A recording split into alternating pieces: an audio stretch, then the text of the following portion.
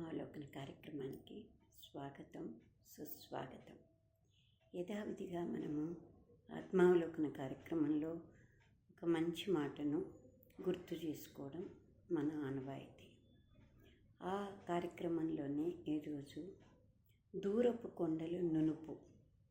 అంటే ప్రతి ఒక్కరి జీవితంలో కూడా మనది ఎక్కువగా వేరే వారిది చాలా తక్కువ బాధగా గమనిస్తుంటాం. ప్రతి విషయంలో కూడా వాళ్ళది బాగుంది, వాళ్ళ సమస్య చిన్నది, వాళ్ళ సంతోషం అధికం, నాకే లేదు, వాళ్ళకు అన్నీ ఉన్నాయి, నాకన్నీ లేవు, నేను ఇలా ఉన్నాను, వాళ్ళు చాలా బాగున్నారు, వాళ్ళంతా మంచిగా చూస్తారు, నాకే చూడటం లేదు. అసలు నీకేం తెలుసు? అసలు నువ్వు వారి స్థానంలో ఉండి ఆలోచించగలిగితేనే తెలుస్తుంది. ఈ పదాలు కానీ ఈ కొటేషన్స్ కానీ ఊరికే చెప్పలేదు పెద్దలు. దూరపు కొండలు నునుపు అన్నారు. ఎందుకంటే అవి దూరం నుంచి చూస్తే మనకు చాలా బాగున్నట్టు, ఏమి గతుకులు లేవు, ఏ ఇబ్బందులు లేవు అనిపిస్తుంది. దగ్గరికి పోయి చూసినప్పుడు మాత్రమే అది ఎలా ఉంది అని అర్థమవుతుంది. అవునా? అది అందుకే ఇవన్నీ గమనించిన పెద్దవాళ్ళు ఈ కొన్ని సామెతలు చెప్పారు. పొరుగింటి పుల్లగూర రుచి అని ఇవన్నీ చెప్పారు. దాంట్లో చాలా ఆంతర్యం ఉంది.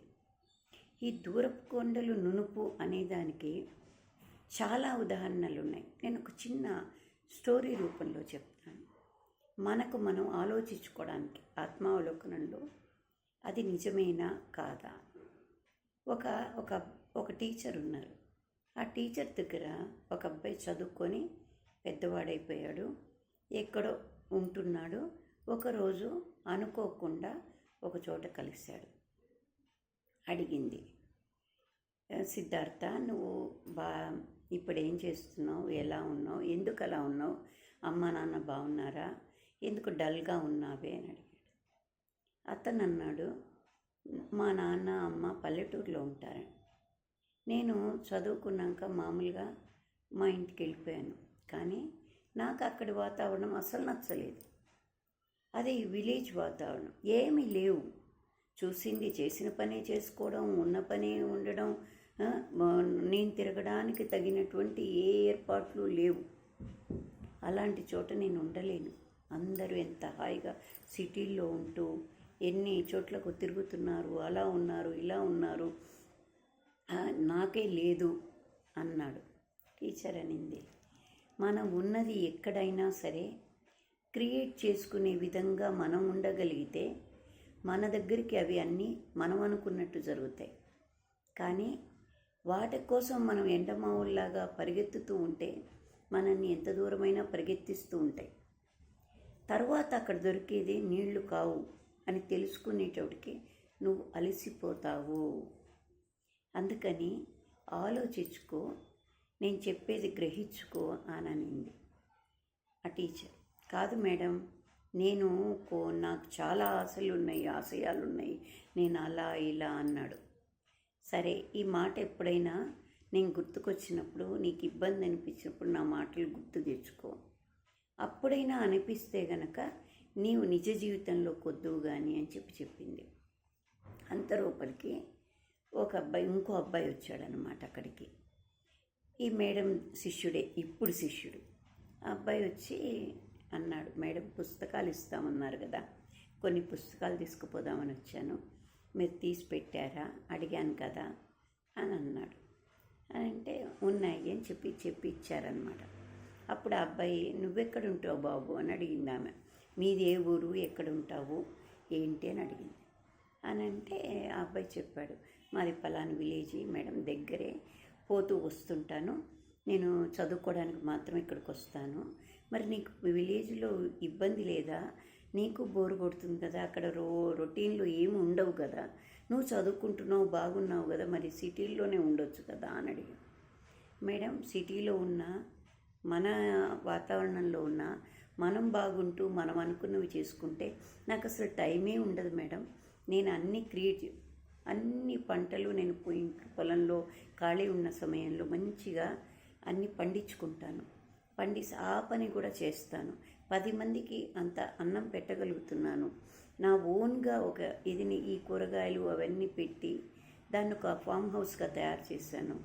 అలా నేను అంచెలంచెలుగా ఇక్కడ చదువుకున్న దాన్ని, నాకు తెలిసిన దాన్ని, ఈ అనుభవాన్ని నా ఊర్లో నేను ఇంప్లిమెంట్ చేసుకుంటున్నాను. ఇప్పుడు చాలా స్థాయికి నేను చదువుకుంటూనే ఉన్నాను, కానీ ఎర్నర్ని నేను బాగా అభివృద్ధిలోకి వచ్చాను. ఇప్పుడు నాకు హాయిగా ఉంది మేడం. మా అమ్మ నాన్నతో కూడా నేను హాయిగా ఉంటున్నా కాబట్టి నాకు అసలు ఏ ప్రాబ్లము లేదు నాకు అని చెప్పి అన్నాడు అనమాట. అని అబ్బాయి వెళ్ళిపోయాడు పుస్తకాలు తీసుకొని. ఇతను ఆఖరికి బెంగళూరు వెళ్ళిపోయాడు. ఈ సిద్ధార్థ అనే అబ్బాయి వెళ్ళిపోయి బెంగళూరులో ఉద్యోగాలు వెతికాడు. అక్కడ చేశాడు, ఇక్కడ చేశాడు, నిలకడలేదు. అక్కడున్న ట్రబుల్స్ అక్కడ చాలా ఫేస్ చేశాడు. అక్కడ భలే ఉంటుంది, అలా ఉంటుంది, ఇలా ఉంటుంది అనుకొని పోయినవాడు కాస్త చాలా ప్రాబ్లమ్స్లో పోయినాడు. అక్కడి నుంచి మళ్ళీ వేరే ఊరికి వెళ్ళాడట. అక్కడ చేశాడు, ఎక్కడెక్కడో చేశాడు, అన్నీ అయ్యాయి. అలా పడి ఏ రకమైన సంతృప్తిని పొందలేకపోయాడనమాట. అప్పుడు ఒకరోజు మనసు వికలమై మళ్ళా ఆ మేడంకి కాల్ చేశాడు. అప్పుడు ఆమె అనింది, నాయన నువ్వు బాధపడాల్సిన అవసరం ఏం లేదు. అనుభవం మనకు జ్ఞానాన్ని, గుణపాఠాన్ని నేర్పుతుంది. దూరపు కొండలు నునుపు అనేది తెలుసుకోగలిగితే ఎవ్వరమైనా దేనికోసం పరిగెత్తం.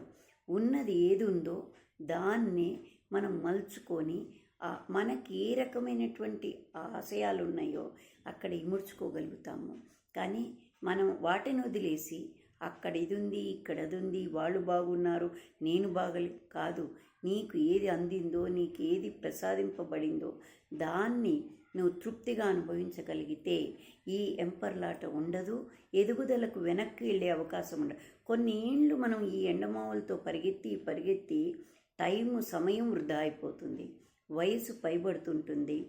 ఆఖరికి నిలకడ అనేది లేకుండా అలిసిపోయి అప్పుడు మళ్ళీ యథాస్థానానికి, ముందు స్థానానికి వస్తాం. అది అవసరమా? అందుకని నీకున్న దాంట్లో నువ్వు ఏమి చేయాలనుకుంటున్నావో దాన్ని అధికంగా చెయ్యి. కృషి చేస్తే అవే నీ దగ్గరికి వస్తాయి. నీళ్ళ కోసం పరిగెత్తి ఎండమావని తెలుసుకునేటోడికి నీ చేజారుతోంది కదా, అది తెలుస్తోంది కదా, నువ్వు చదువుకున్నావు కదా, ఎన్నో తెలుసు కదా, వాటిని ఎందుకు నీకు ఇంప్లిమెంట్ చేసుకోలేకపోతున్నావు అని మేడం ఆ అబ్బాయికి తనకు తోచిన రీతిలో ఎక్స్ప్లెయిన్ చేసింది. అప్పుడు ఆ అబ్బాయి అన్నాడు, నిజమే మేడం, ఇలా చాలామంది నాలాంటి వాళ్ళు ఎంతోమంది ఇలా భ్రమలో ఉండి నాకు అది లేదు, ఇది లేదు అని, ఫ్యామిలీస్లో కూడా నాకు ఇది లేదు, వాళ్ళు చాలా హ్యాపీగా వాళ్ళ హ్యాపీనెస్ నీకెలా తెలుస్తుంది? వాళ్ళ ప్రాబ్లమ్స్ వాళ్ళకు తెలుస్తాయి, మనకు తెలియవు కదా. పైకి అందరం గాంభీర్యంగానే ఉంటాం కదా. సమస్యలు ఉండొచ్చు, సమస్యను ఎదిరించవచ్చు, లేదు సమస్యతోనే వాళ్ళు హ్యాపీనెస్ను పోరాడి హాయిగా ఉండొచ్చు. ఏ విధమైనటువంటి పరిష్కారం వాళ్ళు ఎత్తుక్కున్నారో మనకు తెలియదు కదా. అందుకని దూరపు కొండలు నునుపు అని పెద్దవాళ్ళు చెప్పారు. అందుకని ఆ అబ్బాయి ఏం చేశాడంటే ఇవన్నీ తెలుసుకున్నాక మేడంకు కృతజ్ఞత చెప్పి మేడంకు చెప్పాడు, మేడం ఈరోజు నేను కొత్తగా ఒకటి ఇంప్లిమెంట్ చేయబోతున్నాను. ఏంటి అంటే నాబోటి వాళ్ళకి విలేజెస్ నుంచి చదువుకొని దూరం ఇది కాని వాళ్ళందరికీ కూడా ఒక కోచింగ్ సెంటర్ లాగా వాళ్ళకు అనువైన అగ్రికల్చరల్ నాలెడ్జ్ని నేను క్రియేట్ చేసి వాళ్ళకి అన్నీ నేర్పించేటట్టు చేసి సెల్ఫ్ ఎంప్లాయ్మెంట్ని క్రియేట్ చేసుకునేట్టు అలాంటివి నేను అక్కడ గ్రామాల్లో పెడతాను. ఒక్కొక్కరిని ఒక్కొక్క చోట నాతోటి వాళ్ళని అలాంటి వాళ్ళని ఎంప్లాయ్మెంట్ క్రియేట్ చేసి వాళ్ళకి అది చేస్తానని చెప్పి అప్పుడు పోయి అతనికి ఉన్న స్థలాన్ని ఒక అగ్రికల్చర్ ఫీల్డ్ అద్భుతమైన ఇది కింద కొత్త ఇంప్లిమెంటేషన్తో దాన్ని క్రియేట్ చేసుకొని ఈ సంస్థను ఏర్పాటు చేశాడనమాట. తర్వాత మేడం నా ఊరికి తీసుకుపోయి ఇనాగ్రేట్ చేయించి దాన్ని ఆమెకు కృతజ్ఞత తెలిపారనమాట. ఎంతోమందికి ఇవి ఈ చిన్న స్టోరీగానే అనిపిస్తుంది, కానీ ఎంతోమందిని ఆలోచింపచేస్తుంది. అందుకని మనం కూడా అలా ఓ చిన్న చిన్న దాన్ని పట్టుకొని ఒక చిన్న విత్తు నుంచి మహావృక్షాలు వస్తున్నాయి. మరి చిన్ని ఆలోచనే మనల్ని ఎంతో గొప్ప స్థానానికి తీసుకుపోతుంది, ఆత్మ సంతృప్తికి కారణమవుతుంది. కాబట్టి అలా ఆలోచిద్దాము. ఈ ఆత్మావలోకనంలో దాన్ని కూడా గుర్తు చేసుకుంటూ మనం సెలవు తీసుకుందాం. Thank you. Like, subscribe.